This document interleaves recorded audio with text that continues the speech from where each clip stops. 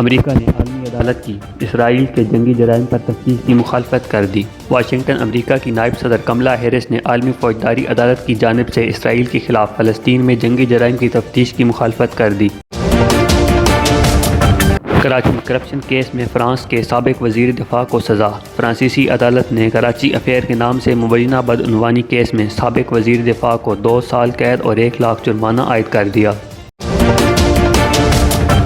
Capital ہل پر ایک بار پھر حملے کی اطلاع۔ واشنگٹن میں سیکیورٹی ہائی الرٹ۔ سازشی نظریات پھیلانے والا گروہ QAnon کی جانب سے یہ افواہیں پھیلائی جا رہی ہیں کہ ڈونلڈ ٹرمپ ایک بار پھر برسر اقتدار آ جائیں گے۔ الیکشن کمیشن کا سینٹ انتخابات سے قبل خواتین ارکان کو فنڈنگ دینے کا نوٹس۔ سینٹ انتخابات سے قبل فنڈ جاری کرنے کے خلاف پیپلز پارٹی کی جنرل سیکرٹری نییر بخاری نے درخواست دی تھی۔ تحریک انصاف کی حکومت بہترین نہیں لیکن عمران خان واحد امید ہیں۔ سینٹ میں حکومتی امیدواروں کو ووٹ دیا اور کس نے نہیں دیا، ہمارا یہی جھگڑا ہے کہ مخالف ووٹ دینے والوں کا علم الیکشن کمیشن کو ہونا چاہیے۔ فواد چودھری۔ PDM کا آج قومی اسمبلی اجلاس میں شرکت نہ کرنے کا فیصلہ۔ PDM کے سربراہ مولانا فضل الرحمان نے کہا ہے کہ آج قومی اسمبلی کے اجلاس میں اپوزیشن کا کوئی رکن نہیں جائے گا۔ پاکستانی طالب علم نے واٹس ایپ طرز کی ایک ایپ بنا ڈالی۔ اس ایپ کو 5 فروری کو گوگل ایپ پلیٹ فارم پر رکھا گیا، جس کو اب تک سینکڑوں افراد ڈاؤن لوڈ کر چکے ہیں۔ آئس لینڈ میں زلزلے۔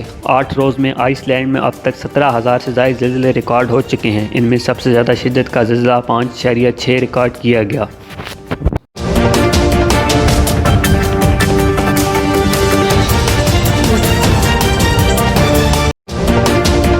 انتظامی غفلت کے سبب PSL 6 ملتوی ہونے پر شعیب اختر نے PCB کو آڑے ہاتھوں لیتے ہوئے کہا ہے کہ پاکستان اور ہماری کرکٹ کی ساکھ خراب ہوئی ہے، لوگوں کی زندگیوں اور ملک کی عزت کے ساتھ کھیلا گیا ہے۔ وزیر اعظم عمران خان اس معاملے کا نوٹس لیں۔ English bowler James Anderson 900 international وکٹیں مکمل کرنے والے دنیا کے 6ٹھے بالر بن گئے۔ ان سے قبل میگرار 949، وسیم اکرم 916، اسپنر مرلی دھرن 1347، شیروان 1001 اور انیل کمبلے 965 وکٹیں لے کے نمایاں ہیں۔